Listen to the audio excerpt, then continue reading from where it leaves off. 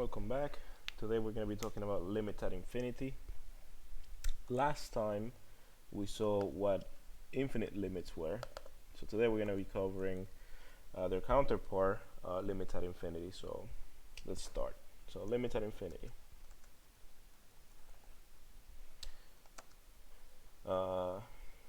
Contrary to infinite limits, they happen when the independent variable becomes large in magnitude.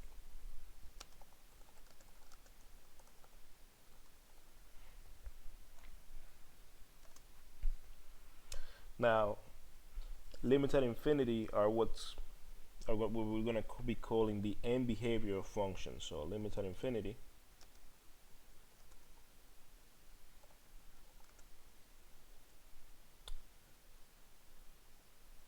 are called or are used to determine the end behavior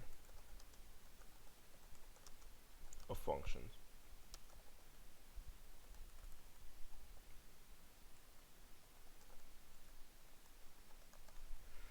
Alright, let me zoom in a little bit.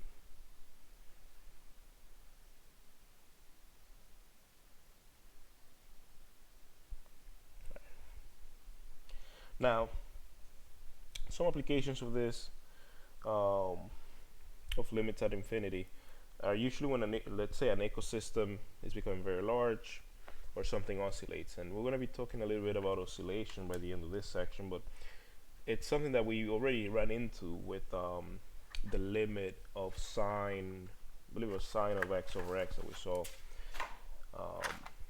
As x goes to 0, we saw that oscillated very quickly between -1 and 1, if you remember from a while back ago. So let me start with a motivational example for this limits at infinity.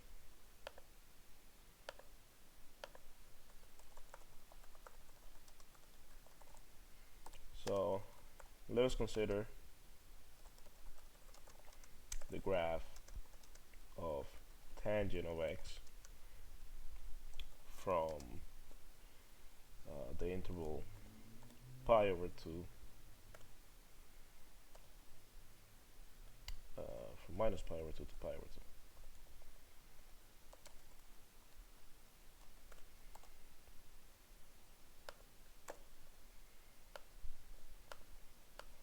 So if you recall from pre-calculus, tangent, first of all, just recall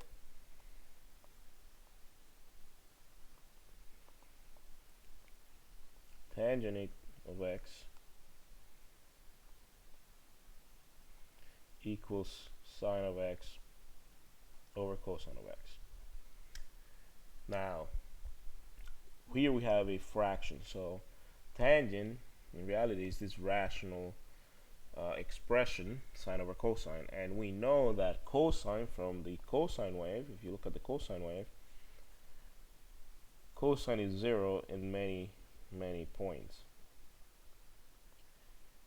and because we have cosine in the denominator, this means that we basically have an infinite amount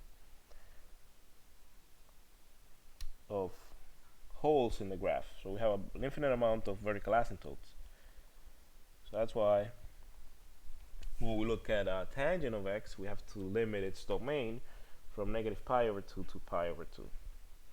So that way we get this little nice curve, which in my image doesn't look as nice, going kind of like this. Yeah, in my image it doesn't really look too nice. But you've seen this before. There's nothing, there shouldn't be anything new. Now, if we were to reflect, so if we were to reflect tangent of x about the line y equals x, the x-axis, the y-axis, then you should notice that when we do this reflection, the vertical asymptotes, so notice when we perform this reflection, the vertical asymptotes of tangent of x will become the horizontal asymptotes, or the horizontal lines become the horizontal lines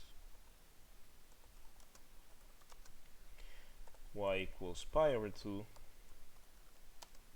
and y equals negative pi over 2.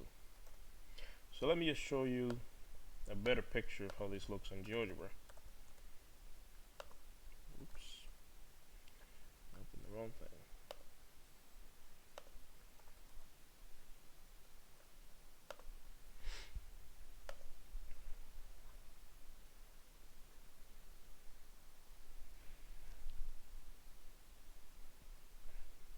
So we have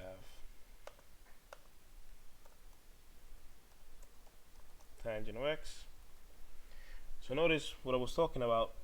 All of these images copied one into one another, they correspond to tangent. So what we're doing is we're limiting our view to simply this view from negative pi over 2, which is somewhere around here, to pi over 2 around here. I could actually change the settings or view. I think so. View. Could actually change the yeah,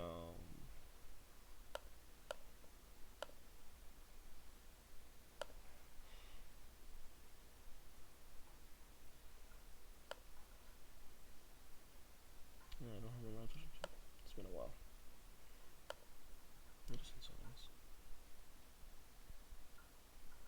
Okay, I guess I'll figure it out later. We could actually change the the scale for it to be in terms of pi. In any case, what we're trying to do now is basically we're plotting, instead of tangent, we're plotting its inverse now, which will be arctangent of x. And notice how what we basically did, we took the green line and we reflected it and then put it on the side. So instead of it going up like this, it's like if you were to flip it or turn it around and then put it on the side. And up here you have pi over 2, and down here you have negative pi over 2, and they become, instead of being the vertical asymptotes, they're now going to become the horizontal asymptotes, those lines that we cannot cross. And this is very important when it comes to the study of this limits at infinity. So from the graph, let me write this. From the graph, we can see that the horizontal asymptote, the vertical asymptotes of y equals tangent of x became the horizontal asymptotes of the inverse function of tangent y equals arc tangent of x. So what we were looking at was the inverse of tangent. And if we go back to the image, we can see from the last section, if you just notice that if you just look at the blue, the green line,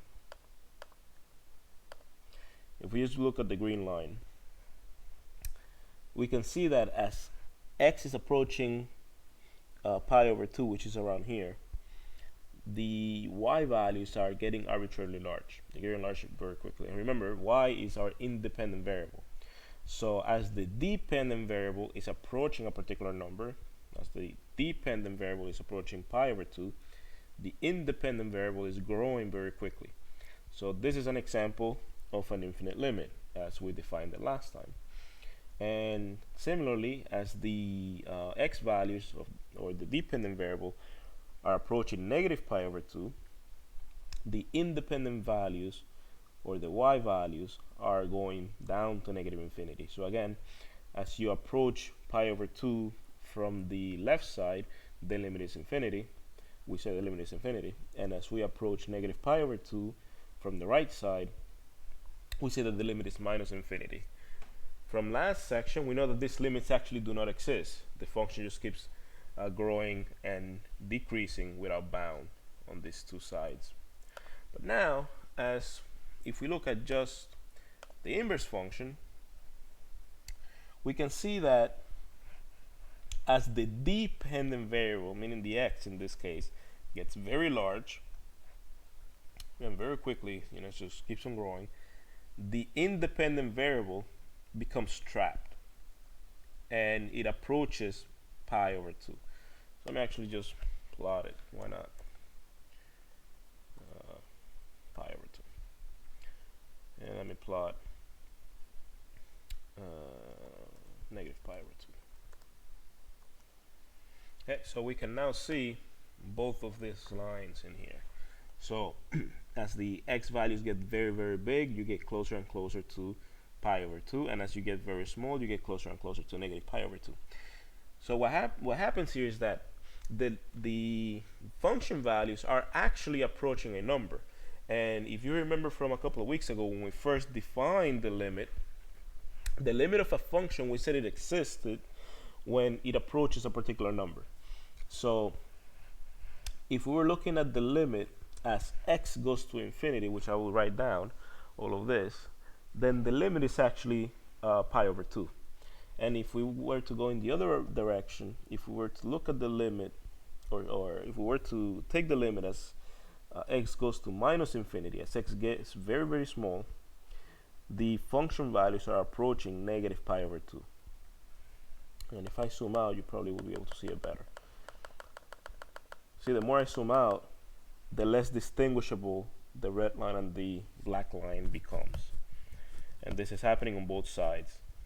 So you see, to the naked eye, they're basically on top of each other, but we know that that's not the case. We know that if we were to zoom in very closely, right here, eventually you'll see that there is actually space, because these are horizontal asymptotes, so we cannot really cross them. We never actually touch them. So you can see the space is there. So this is very, very important. So let me write this down. So notice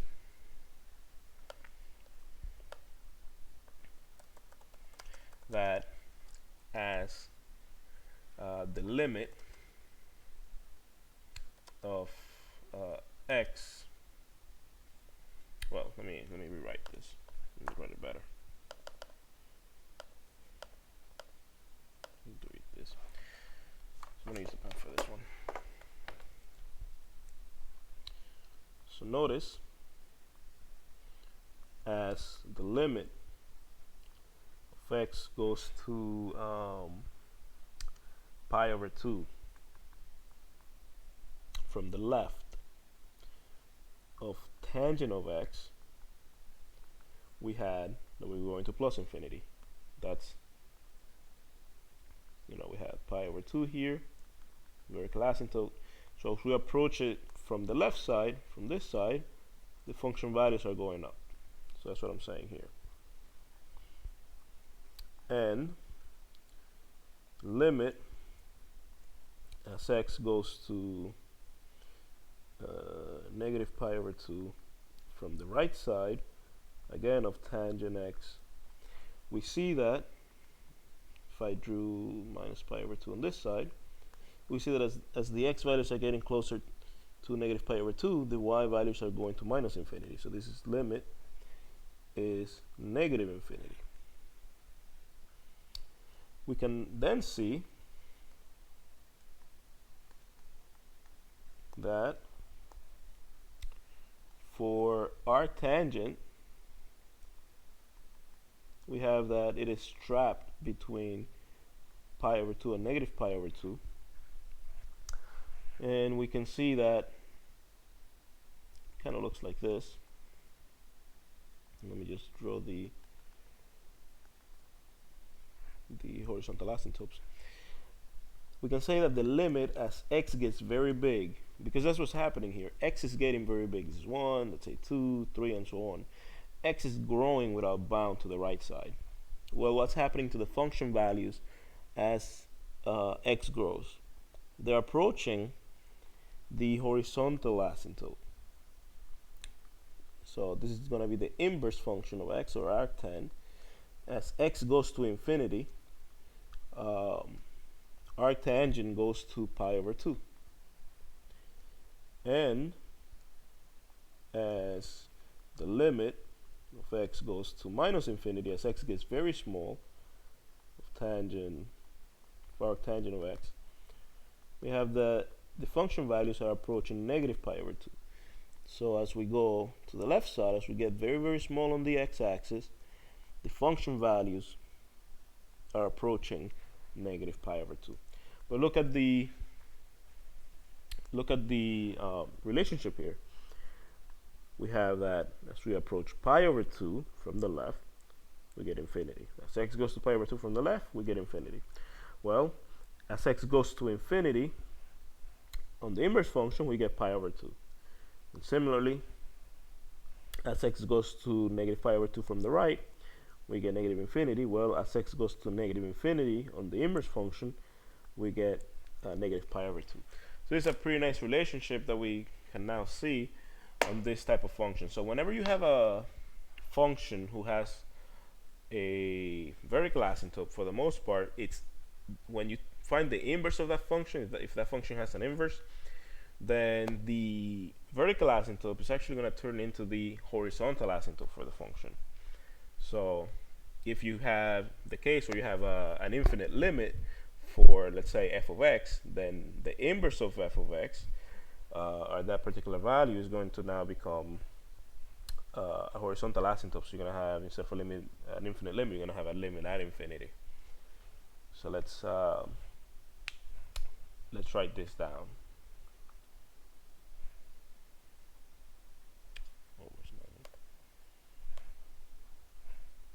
And notice that these were one-sided limits. Notice these were one-sided limit computations. Alright, so let me define a couple of things.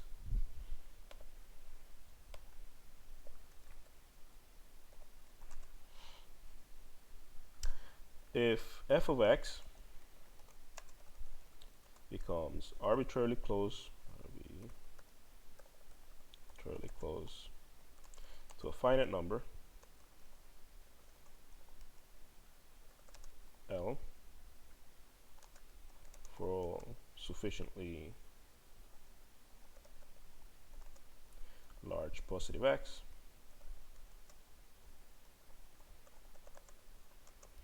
then we write the following.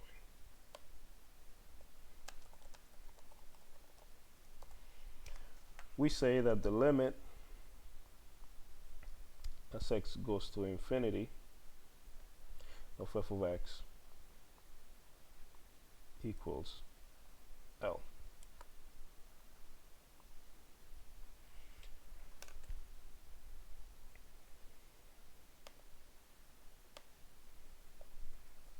And we say the limit of f of x as x approaches infinity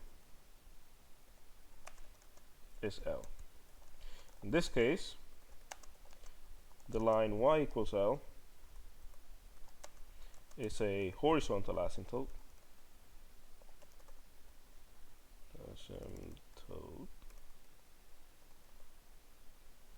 of f. And the limit at negative infinity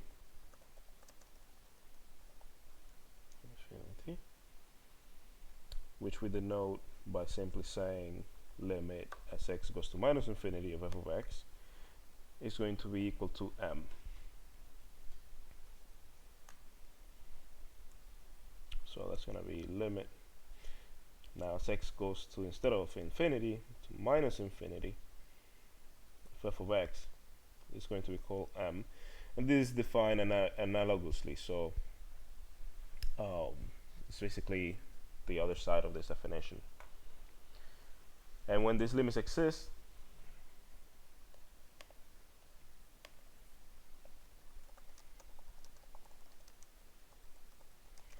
the line y equals m is a horizontal asymptote.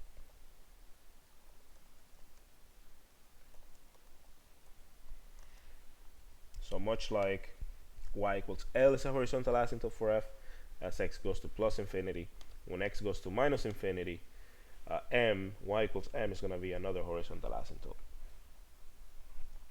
So let's do some examples.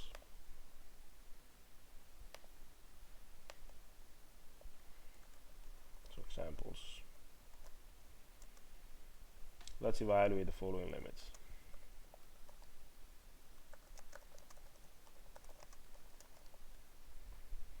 Right, the first one is going to be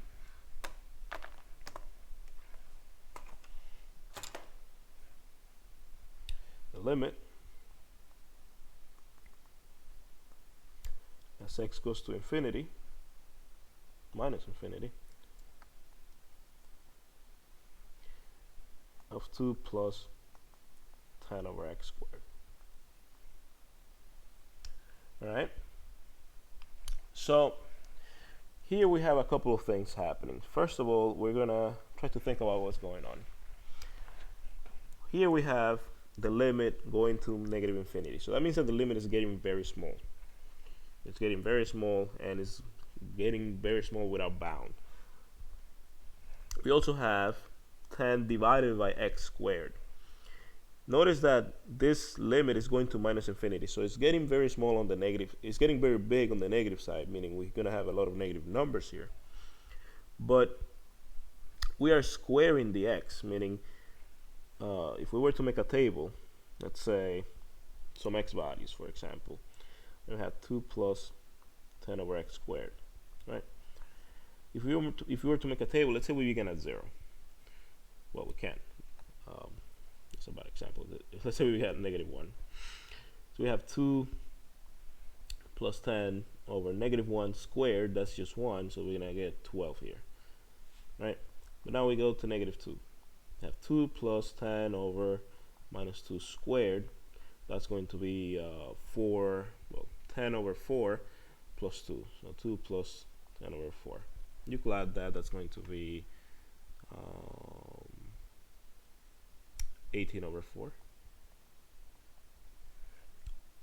And you could, simplify that if you wanted to. And if you went to minus 3, you'll have 2 plus 10 over minus 3 squared. And now you're going to have 2 plus 10 over 9. And I want you to realize that we will never get a negative number in the denominator. And the reason for that is because we're squaring it. We're multiplying two negative numbers. We're multiplying the negative number by itself, so we will never have a negative number. So I mentioned this because, well, as we can see, these values under the 10, the denominator of the 10, they're getting very large very quickly. We first had a 1, now a 4, then 9. The next one is going to be a 16, then 25. So they're going very quickly. And as they grow, the fractions are actually getting smaller because the top is staying put.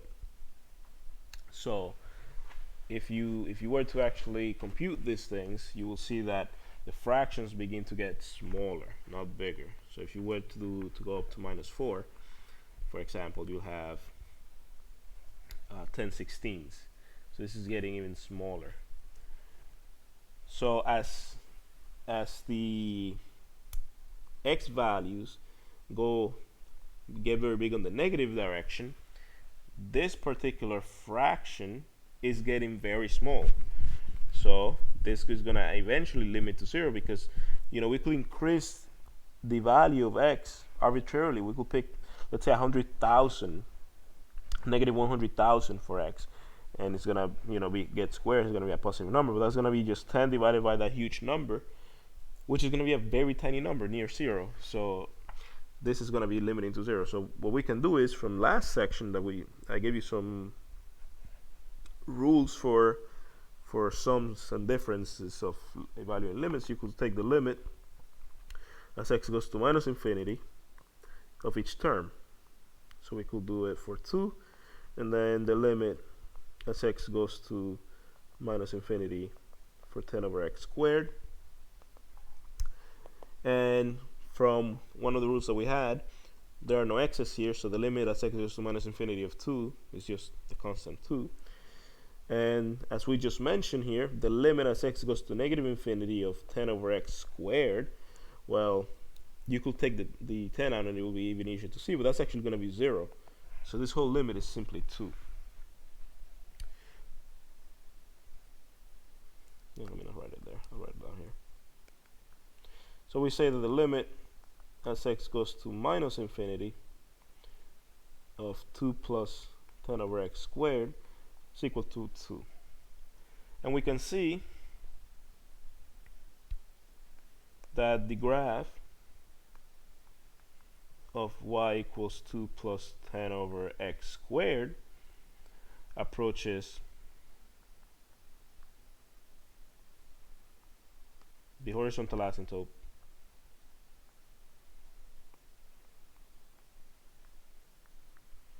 y equals 2 as x goes to minus infinity. And this is from the definition that we had up here. See? If f of x becomes arbitrarily large to a finite number, and actually this is the second one because it's a negative infinity, and this is the same thing. So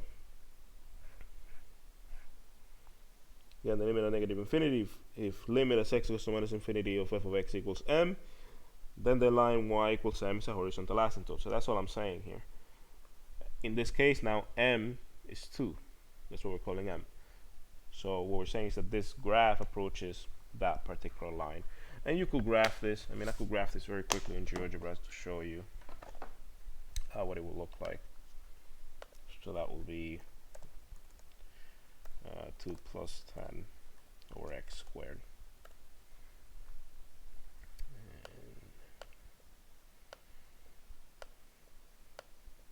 And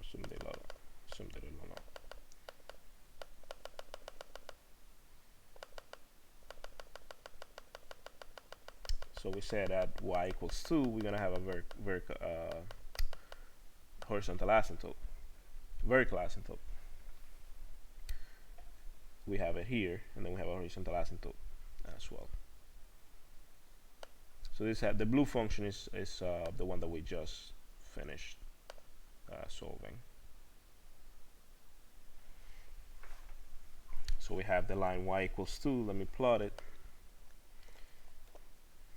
Is this line right here. So we see that as x goes to minus infinity, we have the function values are approaching this horizontal asymptote y equals 2. I mean, at negative 16 you can't even see it. That's being different.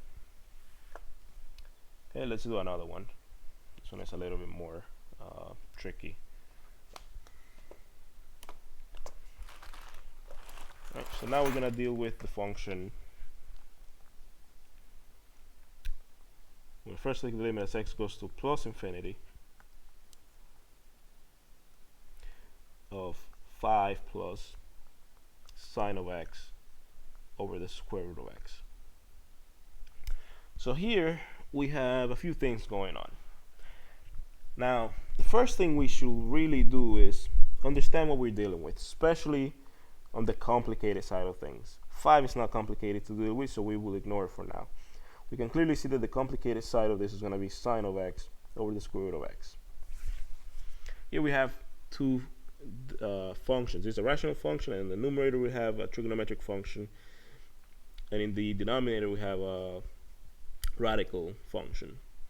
So we know that sine of x is trapped between 1 and minus 1 for x values bigger than or equal to 0. So for any x value bigger than 0 or equal to 0, sine of x is always going to be between 1 and minus 1. You know, you could keep on doing this, and you will see that you're always going to go up to 1, down to minus 1. So we say that sine is bounded. And radical x in the denominator, for the denominator, has to be bigger than 0. cannot be equal to 0 because we cannot divide by 0, and it has to be bigger than 0 because we cannot have negatives inside of the radical. In this class we will not be dealing with imaginary numbers. So both of these must be true. So we can see that the numerator, like I just said, of sine of x over radical x is bounded between -1 and 1. So for x bigger than 0, so we have the following situation. We have that sine of x over the square root of x is less than or equal to 1 over square root of x. Why? Because the biggest that sine of x could be is 1. So this inequality is true. Sine of x could be as big as 1, so I'm allowed to replace it with just 1 over square root of x. But it is also at least as big as -1 over, again, the square root of x. And this is because the lowest value that sine of x could take, once again from the graph, is -1. So I'm allowed to do this. And hopefully by now you see that what's going to happen. Here we're going to be applying the squeeze theorem. Why? Because we have sine of x over square root over radical x sandwiched between these two functions, these two expressions. So as x goes to infinity, notice that radical x becomes very large. So if you don't remember from pre-calculus, I'm going to do this one in blue actually. From pre-calculus, the graph of square root of x looks like this. So it begins at 0, and then it slowly becomes, becomes big.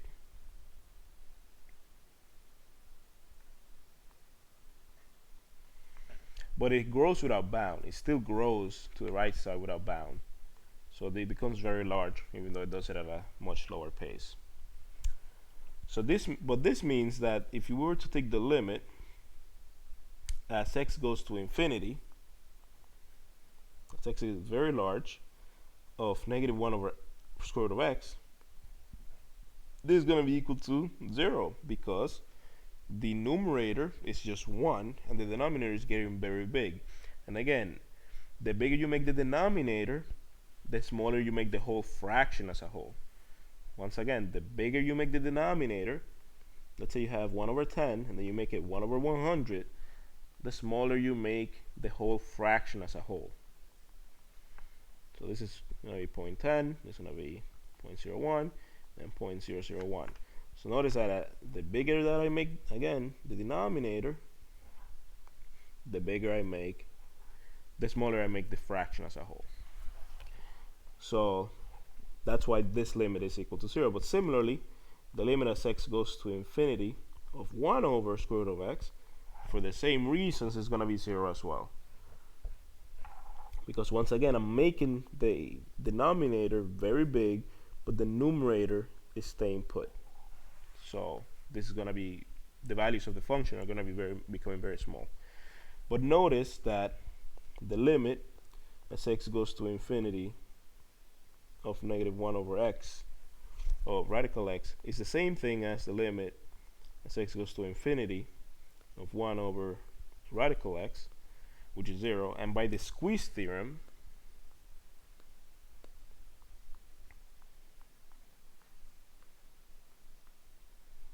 since sine of x over radical x is trapped between -1 over radical x and 1 over radical x, then they must have the same limit. Then it follows that the limit as x goes to infinity of sine of x or radical x has to also be 0. We saw this again from the squeeze theorem in the previous section. So now we have this limit, but we still have to find the limit of this sum, which now becomes very easy because now we could simply break this up. So the question really was, what is the limit as x goes to infinity of 5 plus sine of x over radical x? That was the original question.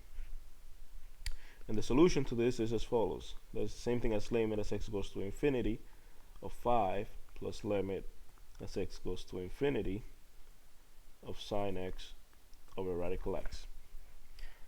But again, limit of a constant as it goes to infinity is just a constant, and limit as x goes to infinity of sine over x divided by radical x by the squeeze theorem that we just proved is 0, so the limit of this whole thing is simply 5. So limit as x goes to infinity of 5 plus sine x over radical x is simply equal to 5. And notice that this means, again, by the definition that I gave you, that the graph of 5 plus sine x or radical x approaches the horizontal asymptote.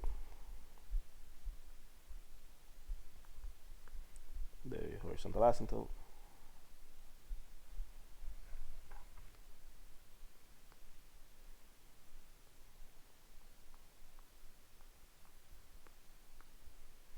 Y equals 5.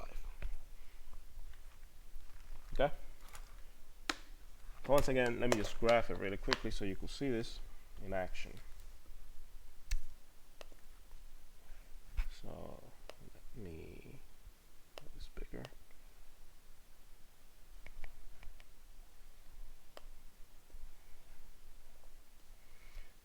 And let me remove all these other ones.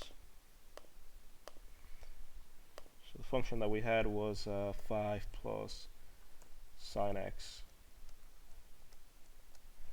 divided by square root of x. Okay? So this is a function that we had, and now we have y equals 5.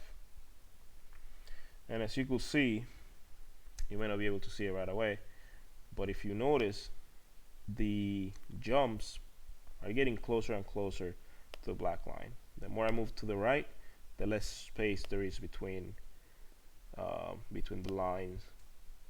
So we are indeed approaching that horizontal asymptote. As you can see, as x becomes very big, the two lines start to become indistinguishable from one another. Alright, so that is 5 plus sine of x over radical x. Alright, so this is going to lead us now to another discussion about infinite limits at infinity. So you could actually have infinite limits at infinity.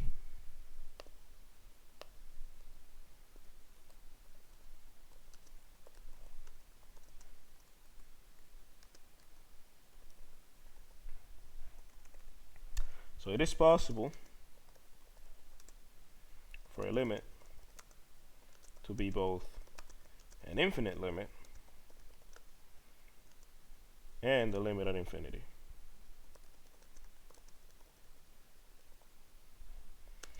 This particular type of limit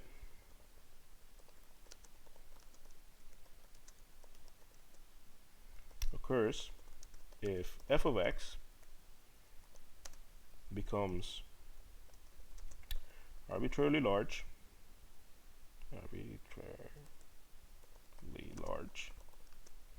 in magnitude as x becomes arbitrarily large in magnitude. These type of limits are called an infinite limit at infinity.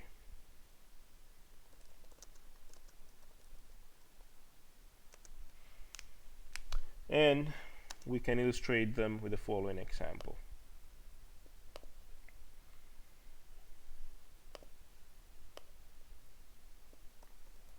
So example,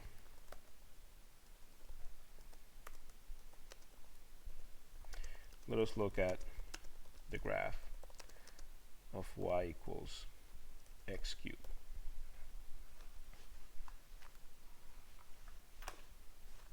So the graph of y equals x cubed, if you remember from pre-calc, looks like this.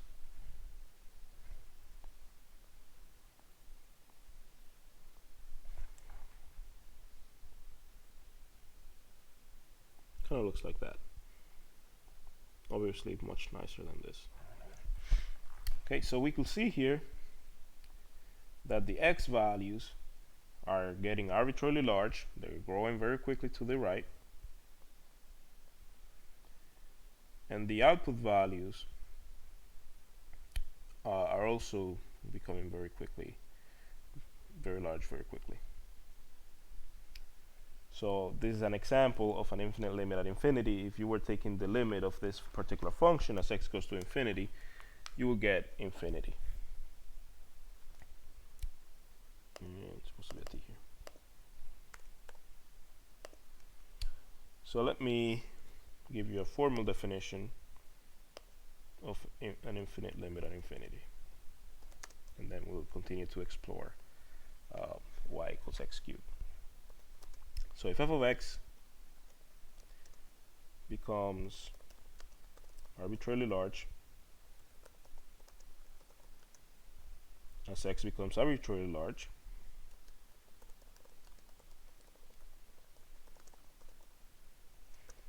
then we write limit as x goes to infinity of f of x equals infinity. And I guess I'll continue with the pen.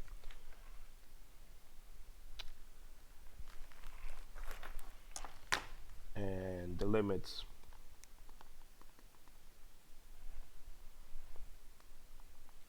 limit as x goes to infinity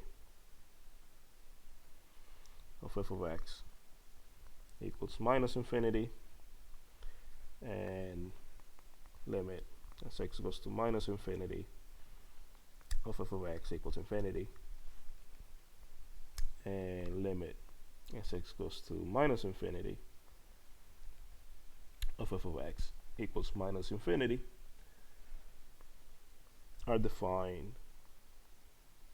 similarly.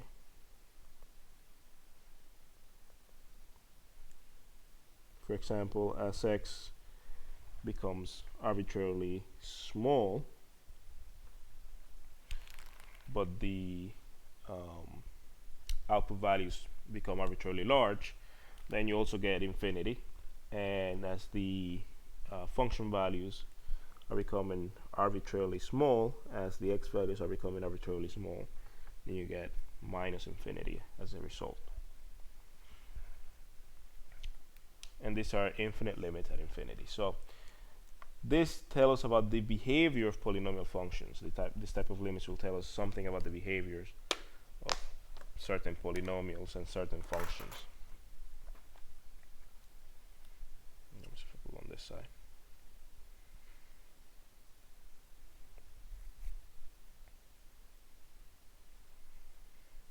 Okay.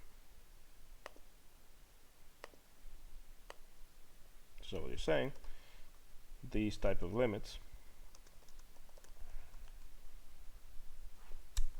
will tell us certain information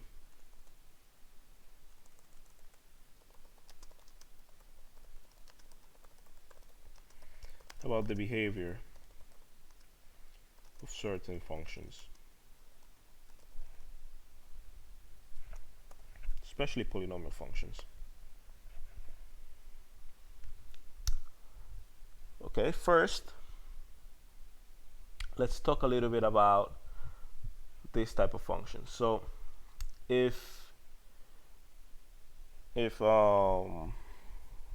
guess I'll illustrate it with GeoGebra. It'll be easier. But this should be a review basically that I'm gonna do now.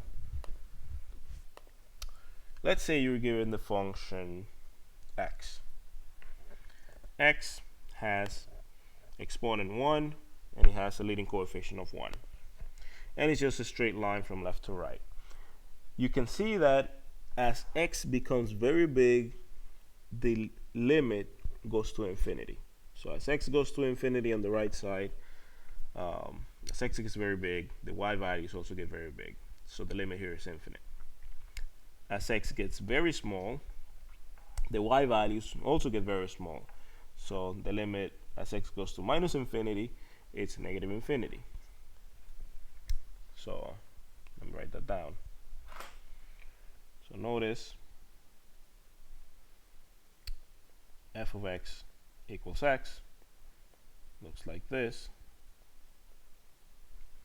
and as limit as x goes to infinity of f of x, we get infinity because values are getting very big, the outputs are getting very big without bounds, so we get plus infinity. And as the limit goes to, say x values go to minus infinity, then the value of f of x also becomes very small, so we get the limit is minus infinity. It's actually very difficult to write on the whiteboard with the screen up and not down. So that's the first one. Well, what if we increase the exponent on x? Let's say we're dealing with x squared now.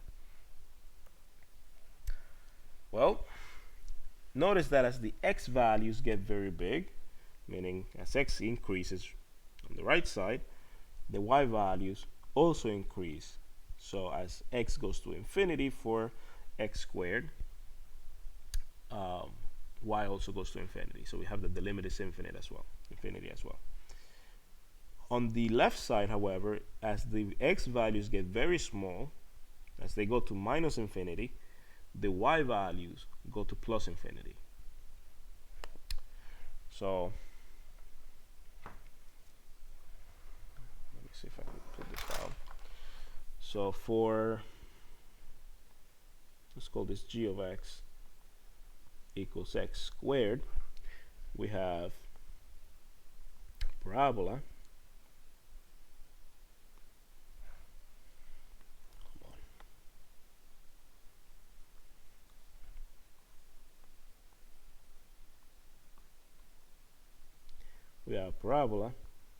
x squared, and we have that as the limit of x goes to infinity, as x goes to infinity of g of x, we have that the limit is infinity. However, as the x values get very small, the y values are still going to infinity. So the limit is still infinity. Let's look at one more. Actually, we just looked at it. So I'm gonna upload it in a second, but we just looked at it. Notice that as for x cubed,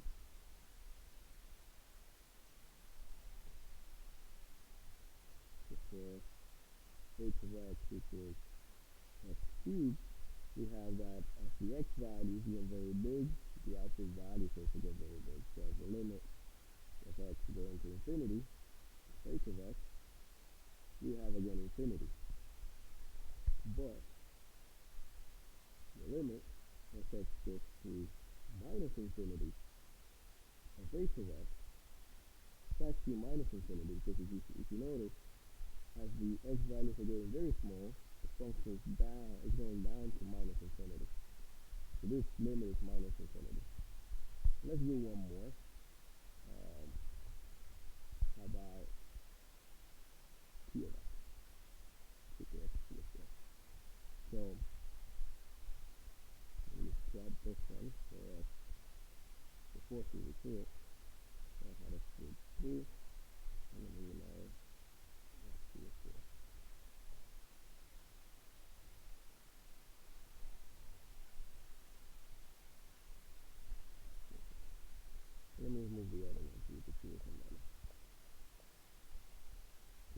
it may look to you like a parabola, like the regular parabola, but it actually isn't. If you look closer, you will see that it's not really the same.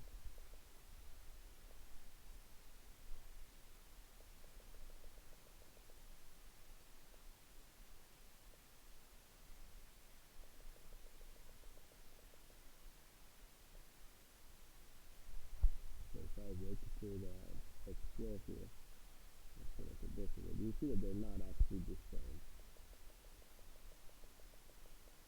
X squared 4 looks a little more square to the bottom.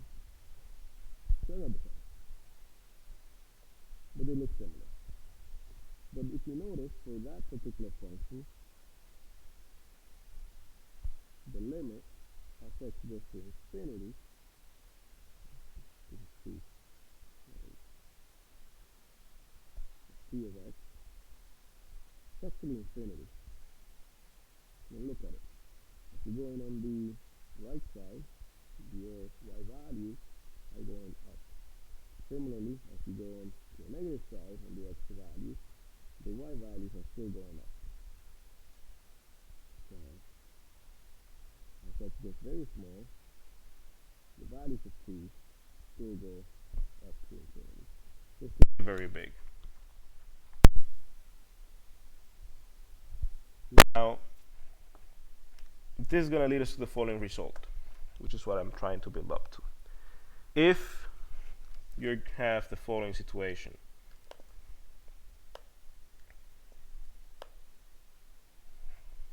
if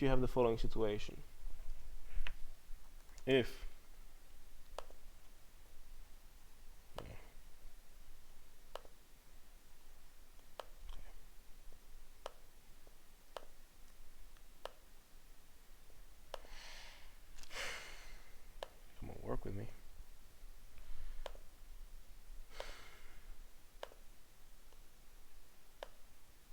Okay. If you're working with the following situation, f of x equals x to the power n,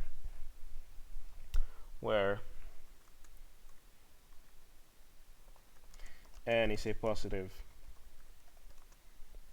number, especially an integer, in this case specifically an integer, then when n is an even number, then the limit as x goes to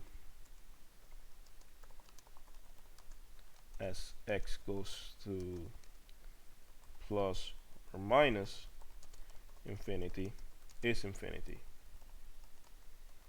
And if n is an odd number, then the limit as x goes to infinity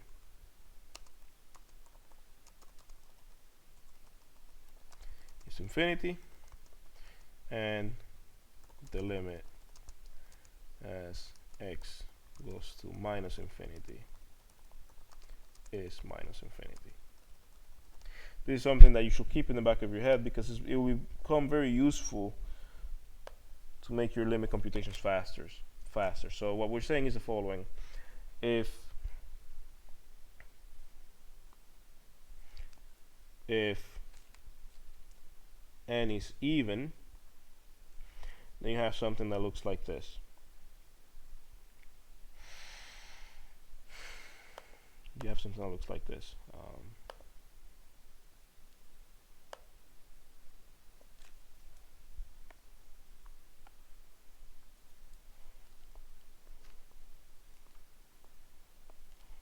So if n is even, you have that the endpoints are going up on both sides.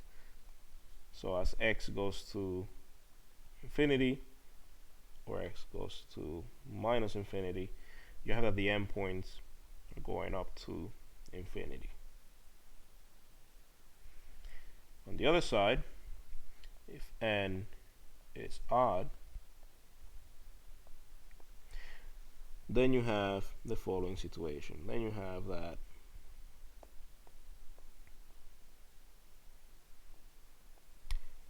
as x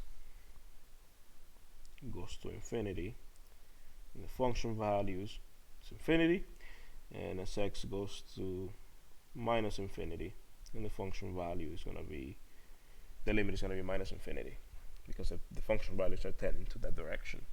So this becomes a very useful tool for when you are dealing with certain polynomial functions, because it allows you to very quickly determine what the limit should be if you're going to infinity or minus infinity.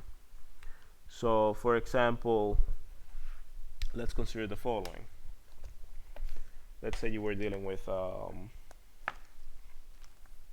for example, let's say you were dealing with f of x equals 1 over x to the n, right?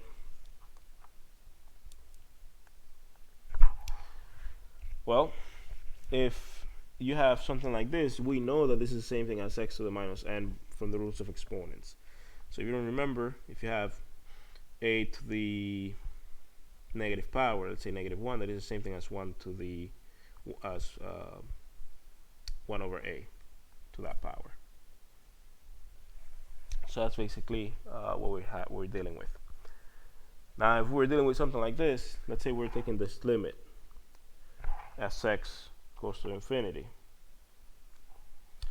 of f of x, then what we have here really is the limit as x goes to infinity of 1 over x, which is the same thing as the limit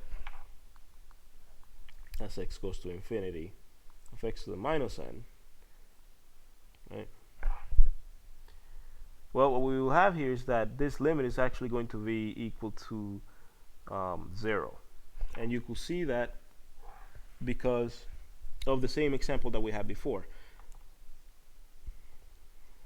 If you notice, this function values are getting very, very big, which basically means that this is going to eventually go to 0, because the bigger you make the denominator, the numerators staying put, this whole thing is going to go to 0. Now, if you were dealing with a polynomial of this form, let's say you were dealing with a polynomial like f of x equals, 37x to the 41 plus 3x to the 25 minus 3x to the 40 plus 50, right? It doesn't matter how complicated you make it. If somebody asked you what is the limit as x goes to infinity of f of x, then you could clearly see that this is an odd number, 41, so you don't have to do any computations. You know that that's going to be infinity. This is a polynomial function, so our previous rule holds. And similarly, if somebody asks you what is the limit as x goes to minus infinity of this f of x, then you could tell them it's going to be minus infinity for the same reasons. It's an odd exponent, and because it's an odd exponent, it's going to tend to minus infinity by our previous rules. And if you are dealing with a reciprocal, with the reciprocal of one of these functions, then you could use this rule up here.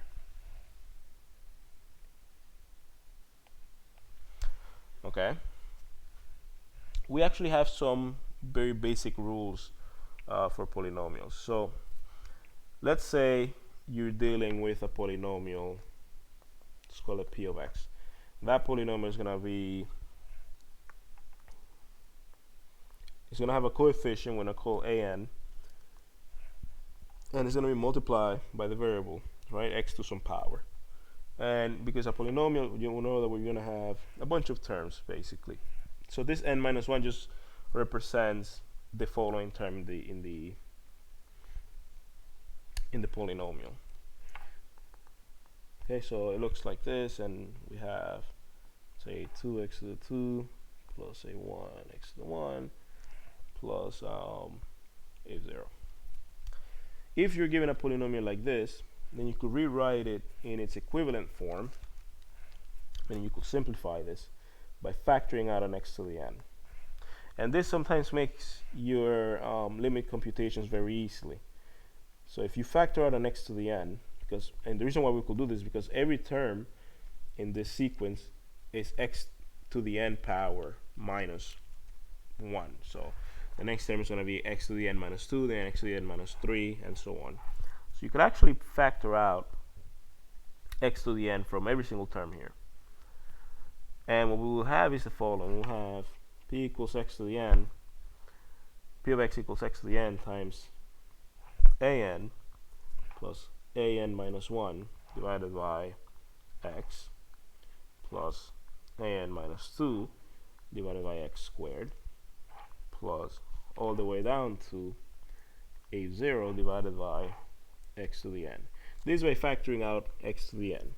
Notice that if you were to multiply this or distribute this, if you multiply an by x to the n, you get an times x to the n. So the first term is there. If you multiply x to the n times an minus 1 over x, you just gotta remember that the rules of exponents. What does this rule of exponents says? If you have x to the a over x to the b, it's the same thing as having x to the a minus b. So in this case, we have x to the n over x. This is x to the 1, so it's the same thing as x to the n minus 1, which is exactly what we have here, and so on until you get all the way out into a0. If you notice, we have x to the n in the bottom, x to the n in the top, they're going to cancel out. You're just going to be left with that a0.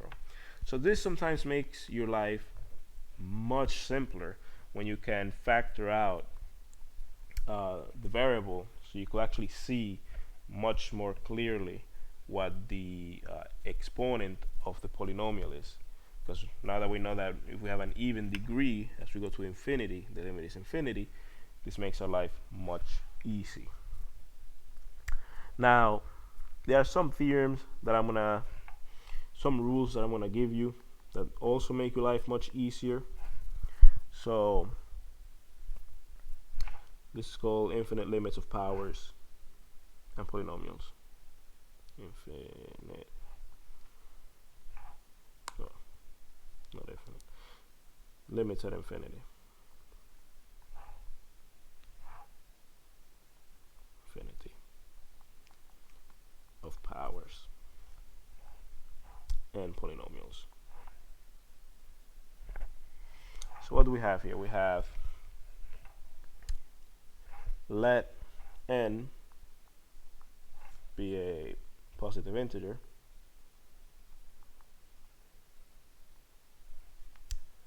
and let p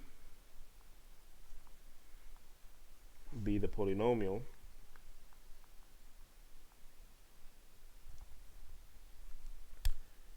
p of x, which is the same polynomial that we just had.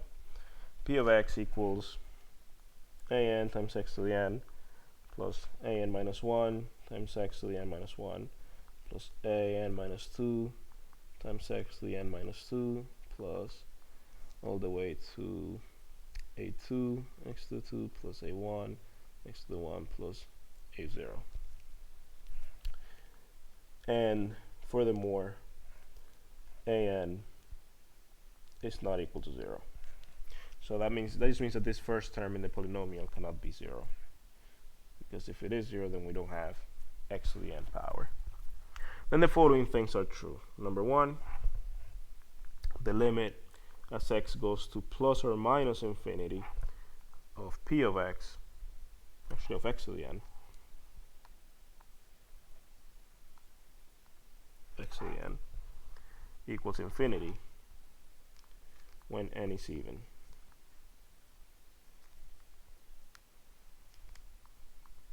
Which is what we were dealing with just now. Number 2, the limit as x goes to infinity of x to the n equals infinity, and the limit as x goes to minus infinity of x to the n equals minus infinity when n is odd. 3, the limit as x goes to plus or minus infinity of 1 over x to the n is equal to the limit as x goes to plus or minus infinity of x to the minus n, which is the same thing as 0. And finally, number 4, the limit as x goes to plus or minus infinity of p of x equals the limit as x goes to plus or minus infinity of a n x to the n, which simply equals plus or minus infinity depending on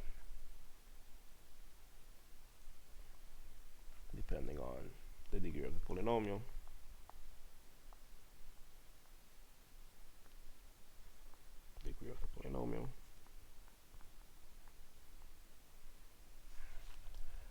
And the sign of the leading coefficient.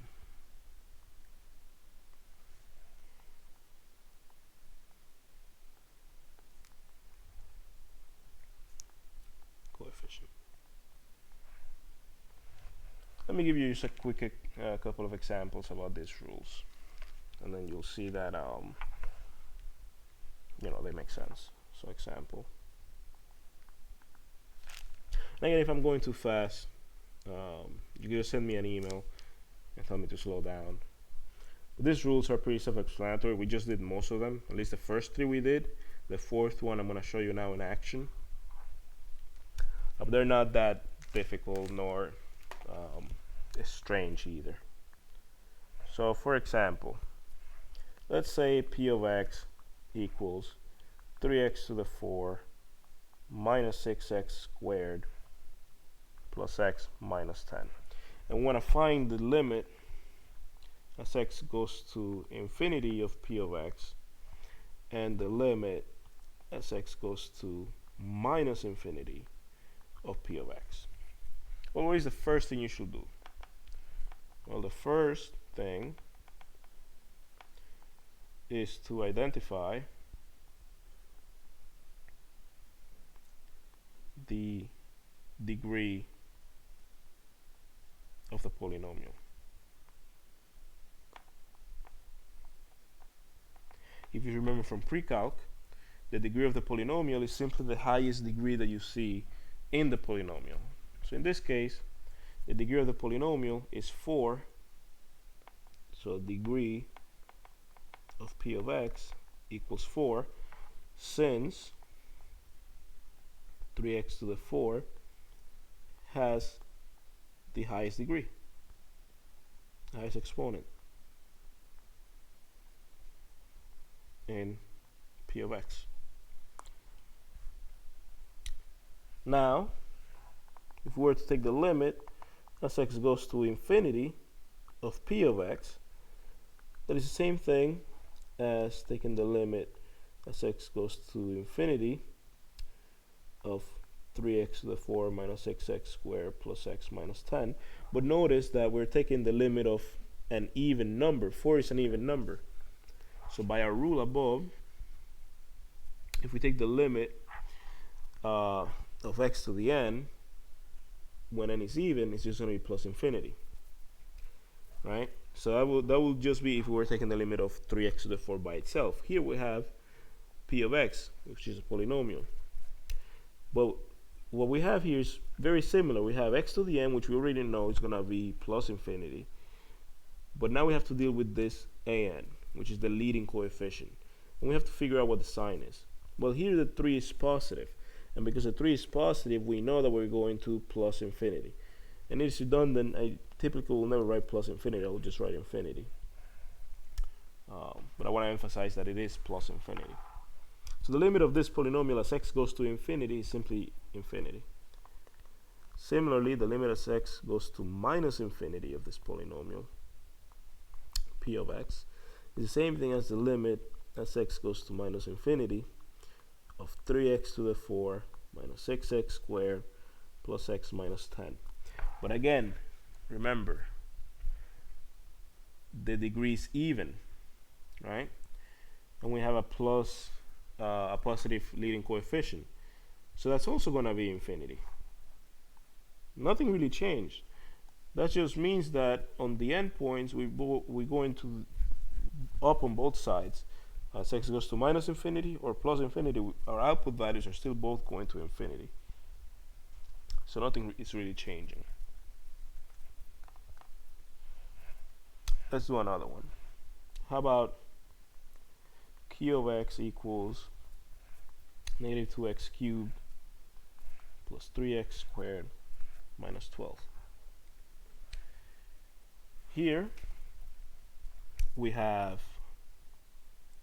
limit as x goes to infinity of q of x. The same question, finding the limit as it goes to infinity and minus infinity. We can now again see that the leading coefficient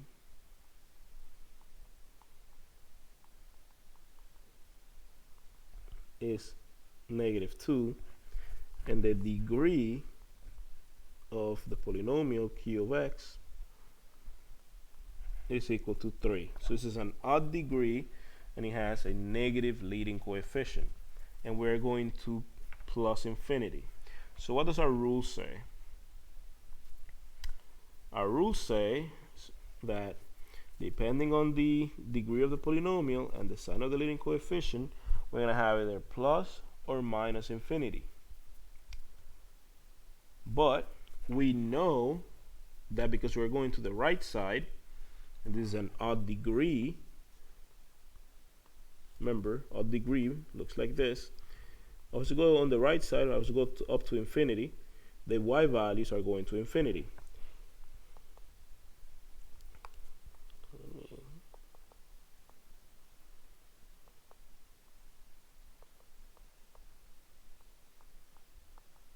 So that means that this particular value, so if you just focus on the minus 2x cubed, if you ignore, like let's say you ignore the minus 2 and you just look at the x cubed, that will be going to plus infinity. But because we have a negative 2 in front, it's actually going to go to minus infinity because of the negative sign of the 2. So the limit of negative 2x cubed plus 3x squared minus 12 is actually minus infinity as x goes to infinity. So as x goes to the right, as x gets very big, the limit is actually going to minus infinity. It's actually going down. Now similarly, if we're to go on the other side, as x goes to minus infinity of q of x, we have limit as x goes to minus infinity of minus 2x cubed plus 3x squared minus 12. Well, on this side, we have an interesting situation because now, again, we're going on this side, we're going to the left side, to minus infinity, which means that our function values are going down, which means that this is going to minus infinity. If you just focus on the x cubed, that will be going to minus infinity. And now you also have the minus 2, which means that you have to multiply this by a negative sign. The minus and minus is plus. So we actually have this limit goes to plus infinity and not minus infinity. Again, because of the difference in the signs, we have that the limit is actually positive infinity and not negative.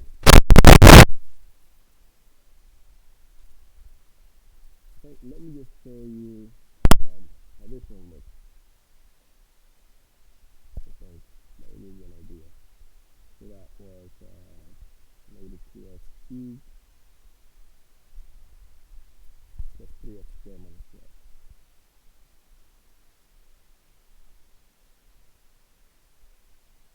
Okay, so you can see without the minus 4. The minus 4 is just bringing it down, so let me actually just remove it, just because I don't want to scroll down so much. So it's basically the same function, it's shifted down to minus 12. You can see that as you go to plus infinity on the x-axis, the y values are going down. And as we go to negative infinity on the x-axis, the y values are going up to plus infinity. So our results are indeed correct.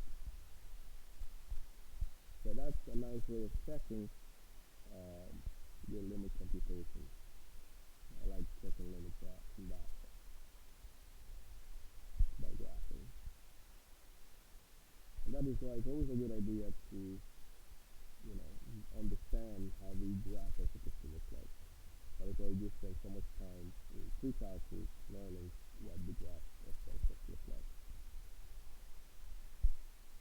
Alright, so let's move on. I'm going to talk a little bit about end behavior of polynomials, and that will be it for today. I'll probably talk a little bit about degrees of the end behavior of asymptotes, but I actually explained this in the pre-calculus chapter, so let's do like a review. It's just that in the pre-calculus chapter, we didn't do it in using the idea of a limit. We just did it talking about the degrees of the leading coefficient. But without further ado, let's get into this. If my computer allows me.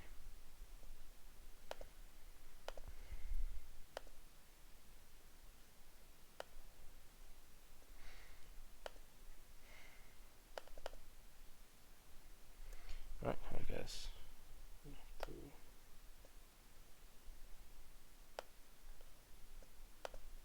Alright, I'll just type it, whatever.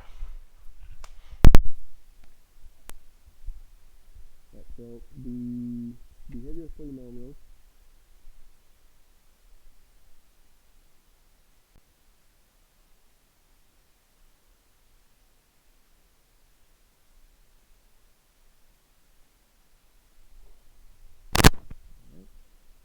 and it's up.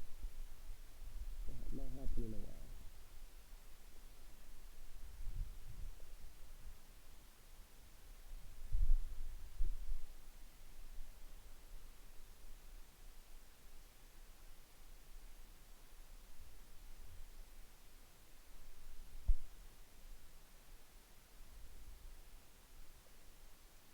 Actually, just open up a new whiteboard. Right, so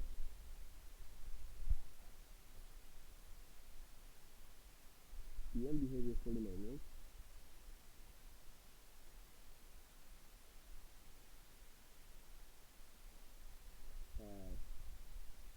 expressed to plus or minus infinity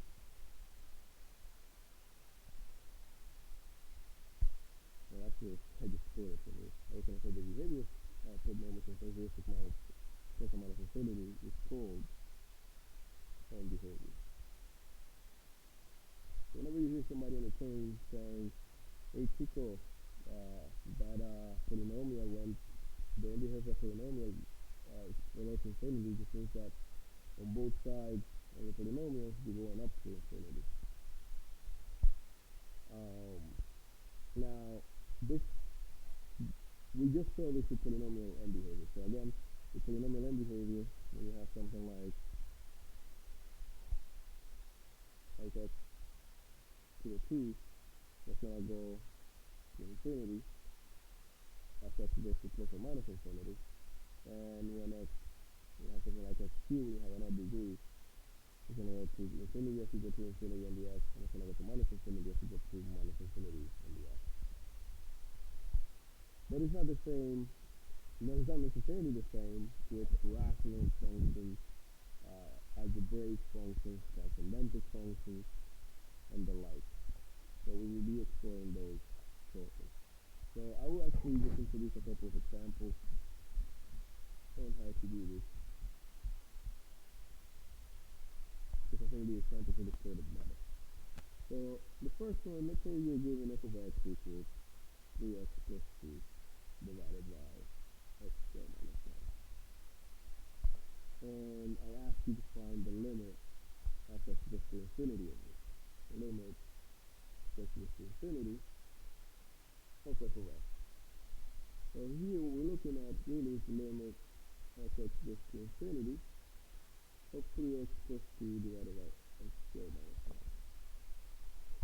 Now one way of doing this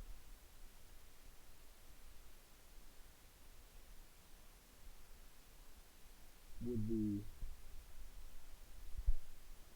to use a trick. Yes, we are tricksters in this class. The trick is as follows. Whenever you have a rational function, so whenever you want to take a limit of a rational function as x goes to infinity, plus or minus infinity, then we will divide the numerator and the denominator by x to the n. We will divide the top and bottom, and I'm writing top and bottom because I don't have the space, the top and bottom by x to the n, where the n is the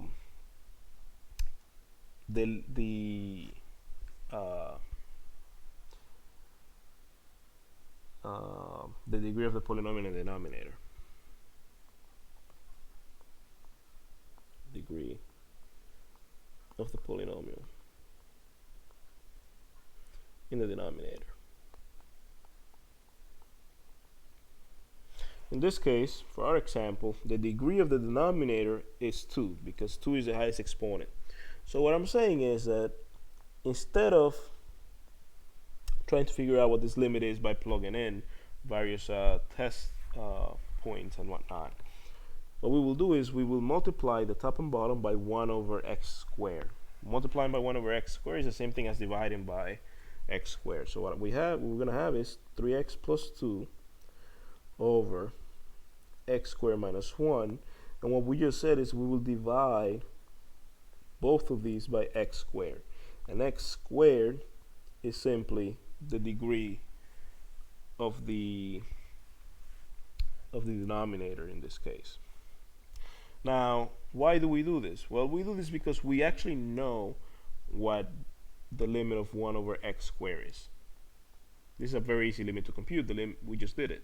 The limit as x goes to infinity of 1 over x squared is the same thing as the limit as x goes to infinity of x to the minus 2, and we know that that limit is going to be 0 because the denominator here is going to be 0.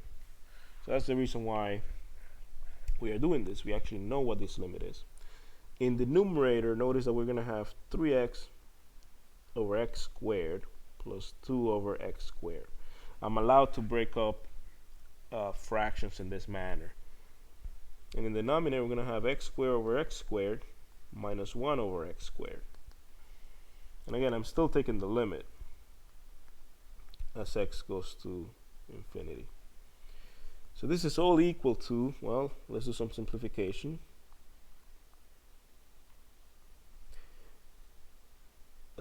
Here the x's are going, one x is going to cancel out so long as obviously x is not equal to 0. So we're going to have 3 over x plus 2 over x squared. That's the numerator. And in the denominator, this x's right here are going to cancel out. We're just going to get 1 minus 1 over x squared. But again, now we know what the limit of 1 over x squared is. Similarly, we know what the limit as x goes to infinity of 1 over x is also going to be 0. So what I'm saying is the following. The limit as x goes to infinity of 3 over x and the limit as x goes to infinity of 2 over x squared are both 0. And this is also going to be 0. So what we'll have here is we're going to have 0 plus 0 divided by 1 minus 0. And that's going to be 0 over 1, which is actually equal to 0. So we know now what the limit is. The limit as x goes to infinity of 3x plus 2 divided by x squared minus 1 is equal to 0. So this is a trick that you could use in any rational function. It's a very useful trick. Now remember that this means that the graph of 3x plus 2 over x squared minus 1 has a horizontal asymptote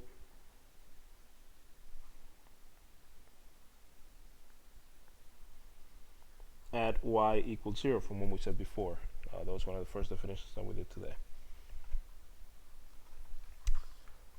Okay, let's do one more example.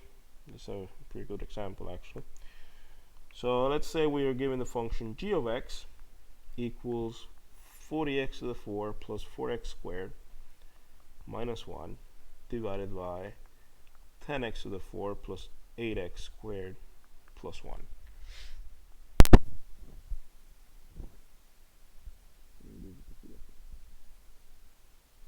For this particular problem, notice that the denominator and the numerator have the same.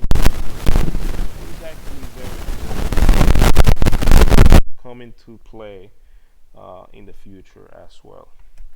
So we're going to use a similar method. We're going to notice that the denominator, the degree of the denominator, I'm going to call the denominator d of x is equal to 4. Then 10x to the 4 has the highest degree. That's largest exponent in the bottom. Okay, so we're going to do the same thing. We're going to find the limit as x goes to infinity of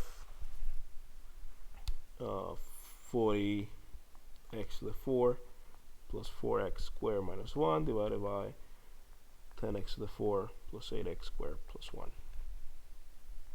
Again, we know what the limit as x goes to infinity is of 1 over x to the 4.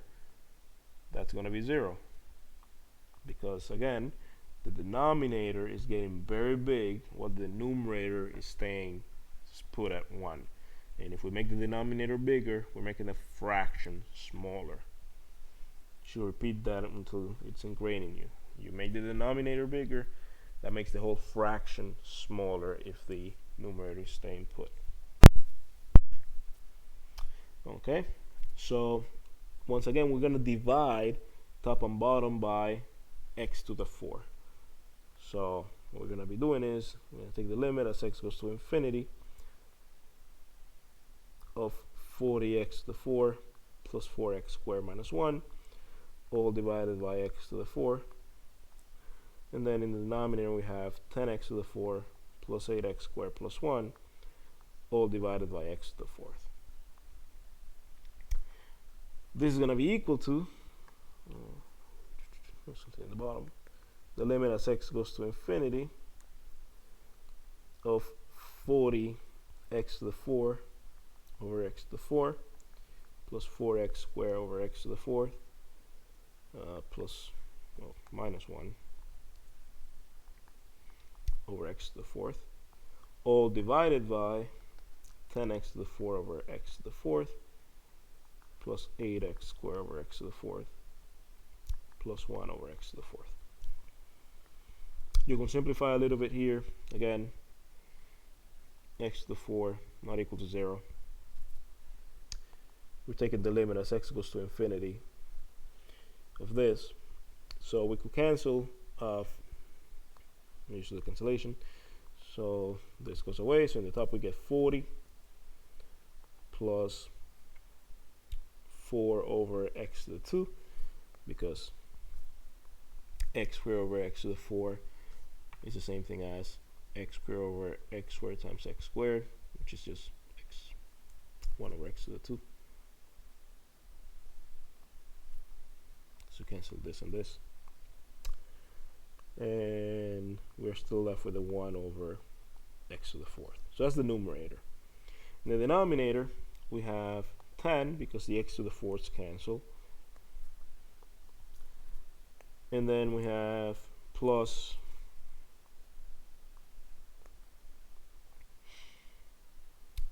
8 times x squared over x to the 4th is the same thing as 8 over x squared, and then plus 1 over x to the 4th.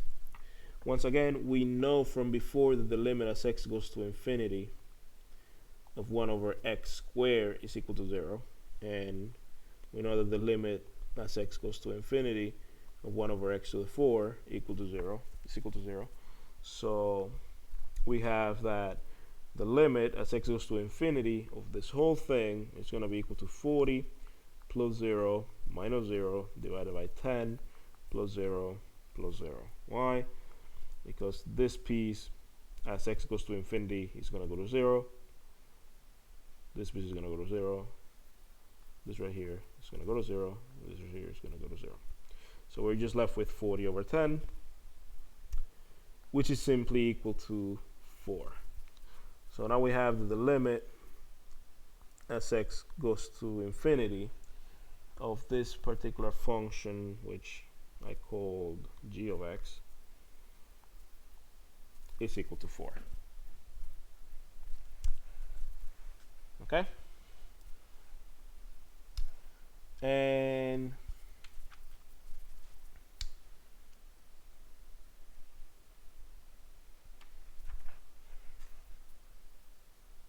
I think that's this one more example. Yeah, that's one more example that I wanted to do. And this is the following: h of x equals x cubed minus 2x plus 1 over 2x plus 4. These examples will illustrate 3 different settings for when you take limits as x goes to infinity of rational functions. We again mentioned these in the pre-calculus review. So we have x cubed minus 2x plus 1 over 2x plus 4. So again, we will divide the numerator and the denominator by the largest power of x that appears in the denominator. In this case, that will be x.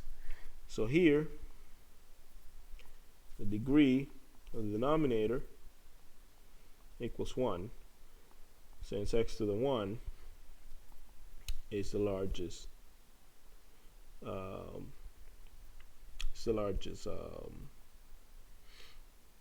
expression, the largest monomial. Remember, there's a 1 here. Okay, so what we're going to have is limit as x goes to infinity of x cubed minus 2x plus 1 divided by 2x plus 4. Again, for all of these, we're taking the limit as x goes to infinity, as x gets very, very big. Again, we will divide the top and bottom by x. So we'll have x cubed minus 2x plus 1 divided by x, and then 2x plus 4 divided by x. And much like the other two problems, we have limit as x goes to infinity of x cubed over x minus 2x over x plus 1 over x. That's the numerator. And then the denominator is going to be 2x over x plus 4 over x. Now, what do we have here? Well, again, we know that the limit as x goes to infinity of 1 over x is going to be equal to 0 because, again, the denominator gets very big, the numerator stays put. Well, we could simplify a few things here. So we have limit as x goes to infinity. Again, x is not equal to 0 because we're taking values as they go to infinity. And we could do some cancellation. So this is 2, and this goes away.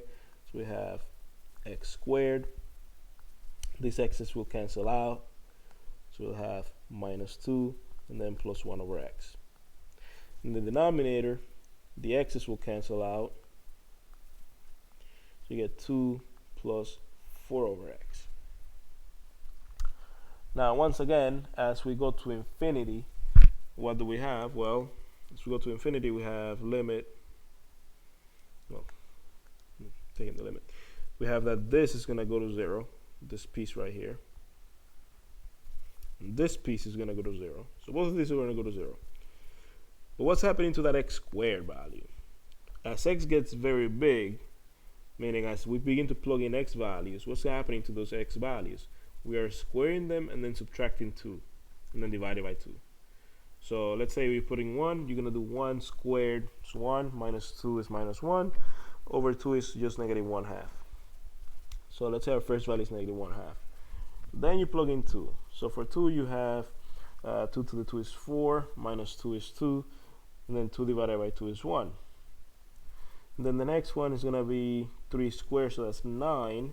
9 minus 2 is 7, so you're going to have 7 halves, and so on. Notice that the values are getting bigger and bigger and bigger, and there's no bound to them. There's no x's in the denominator, so this is going to continue to increase indefinitely. So this is actually going to be limiting to infinity.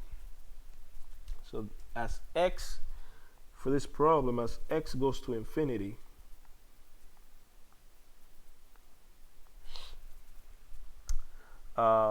all terms in this function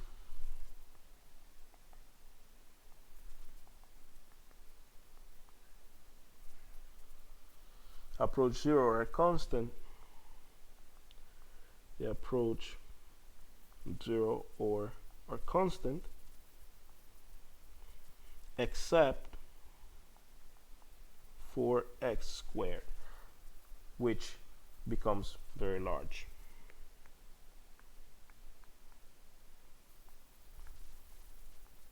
Arbitrarily large. So the limit of this function does not exist.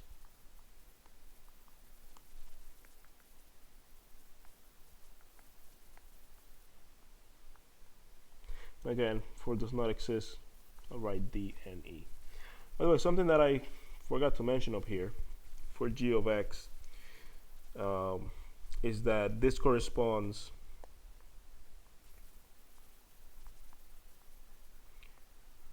to the horizontal asymptote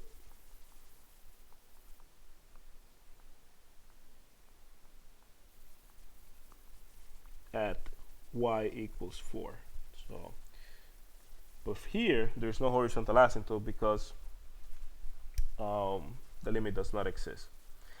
Now, this type of behavior that we have here with when the limit does not exist, so when the limit as x goes to infinity of a rational function does not exist, we have what's called a slant asymptote. I mentioned this during the pre-calculus review. I mentioned all three different scenarios that we could have. Note, some books call this an oblique asymptote. So some books refer to this as an oblique asymptote. All right. So if you were to do a problem and you wanted to find out whether you have a slant asymptote or not, then you simply will need to take the limit as x goes to infinity if you have a rational function, and if you get infinity as a solution of that limit, meaning if the limit does not exist, then you have a slant asymptote.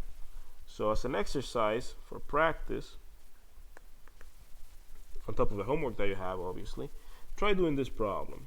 Figure out whether this is a slant asymptote or not. And that is f of x equals 2x squared plus 6x minus 2 divided by x plus 1. So leave that one as an asymptote for you to try on your own. And now I'll just mention some of the rules that I was talking a little bit about when we spoke about asymptotes in the pre-calculus review that I did. So this is a theorem.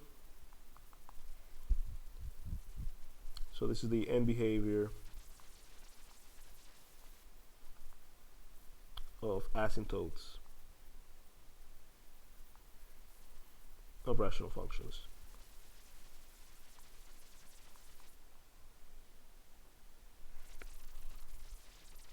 Alright, so number one, let's suppose f of x equals a rational function p of x over q of x. Here p of x and q of x are polynomial functions. This is a rational function, and as I just mentioned, p of x is a polynomial of the form am times x to the m plus am minus 1 times x to the m minus 1 plus all the way to a2 x to the 2 plus a1 x to the 1 plus a0, and q of x equals b of n times x to the n plus b of n minus 1 times x to the n minus 1 plus all the way to b2 x to the 2 plus b1 x to the 1 plus b0. So this is just, placeholders for the polynomial and the coefficients of those variables. And this is important, am is not equal to 0 and bn is not equal to 0. Then the following things are true. So we have a couple cases. If the degree of the numerator is less than the degree of denominator,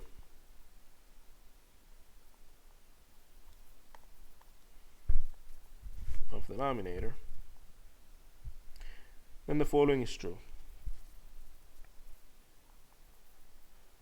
So if m is less than n, meaning the degree of the top is less than the bottom,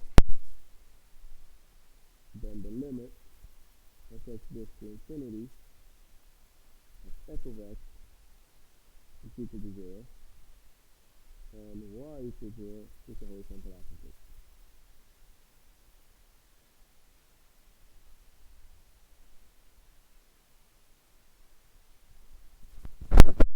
Okay, this makes sense. This is the first example that we did. So for example, I'll just put a quick example here. For example, let's say f of x equals x over 3x squared. Then limit as x goes to infinity of f of x is going to be equal to 0 because of this rule. Because the degree of the denominator is 2 and the degree of the numerator is 1. Again, if you go back to the definition, the m's here, so I say if m is less than n, so that means this degree is less than this degree and this is the denominator, then that is the case. Then the horizontal asymptote is going to be equal to 0 and the limit is going to be equal to 0. So for B, for the second one, if the degrees are equal, much like in my second example, the degree of the numerator, this should remind you of when we spoke about asymptotes in the review. Degree of numerator equals the degree of denominator. This is the second situation. So if m equals n, then the limit of x goes to plus or minus infinity. In this case, it's plus or minus infinity as well. The f of x is equal to a of m, am over bn, and y equals am over bn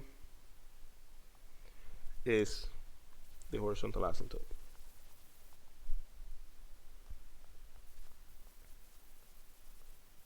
So basically what this is saying is that if the degrees are the same, for example, if you're given something like 3x to the 5 plus today I'm saying a lot of 3's, 3x to the 5 plus 4x to the 2 plus 10 divided by 5x to the 5 minus 3x to the 1 minus 7. If you have something like this where the degrees are the same, this is a 5, but the degrees are the same, then when you take the limit as x goes to infinity of f of x, then the limit is going to be the ratio of the leading coefficients. So it's going to be 3 over 5. That's what this is saying. The limit is simply going to be 3 over 5 because the degree of the top, degree of p of x, equals 5, and the degree of q of x is also equal to 5, so they're equal. If they're equal, then the limit is simply the ratio of the numbers in front of them. This is the one that usually gives people the most difficulty. I'll do one more. So let's say g of x now equals 47 minus 3x squared plus x over 6x squared minus 3x plus 5. Again, if you were taking the limit as x goes to infinity of, or even minus infinity of g of x, then you look at the leading coefficients of the degree. So the degree of the top is going to be equal to 2 because that's the highest exponent. The degree of the bottom is also equal to 2.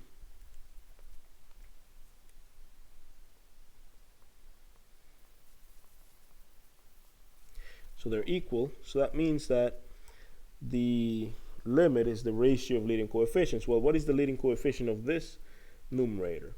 It is the coefficient attached to the variable with the highest degree. So that's negative 3. And in the denominator is 6. It's going to be negative 3 over 6, which last time I checked was negative 1 over 2. So the limit there is negative 1/2. Again, if the degree of the numerator and the degree of the denominator are equal, then the limit as x goes to infinity or minus infinity is simply the ratio of leading coefficients. Now, finally, at least for now, if the degree of the numerator is higher than degree of denominator, then you have the following situation.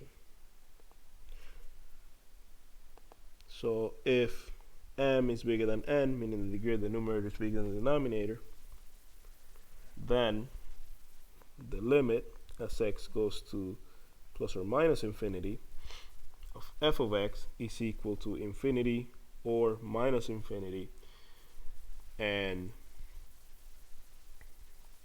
f has no horizontal asymptote.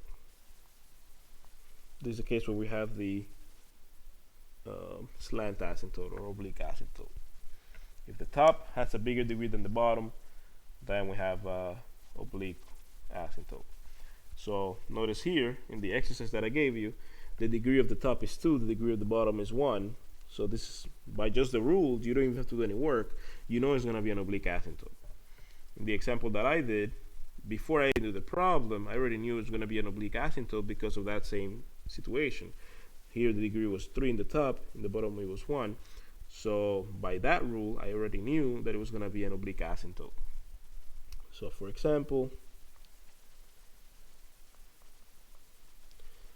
let's say f of x equals 5x cubed minus 25, and in the bottom we have x minus 1, then you know that this is going to be infinity. Limit as x goes to infinity is of f of x is simply going to be infinity, because notice that this is a positive number. The 5 is positive, so that's why it's going to be positive infinity. If the 5 was negative, then it will be negative infinity. Okay?